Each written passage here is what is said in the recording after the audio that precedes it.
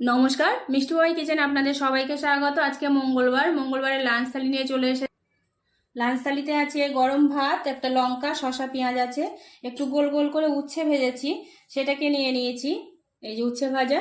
আর এটা শাক ভাজা, পুঁই শাক পাতা আর পালং শাক একসঙ্গে পেঁয়াজ রসুন দিয়ে ভাজা করেছি, এটাকে নিয়ে নিয়েছি।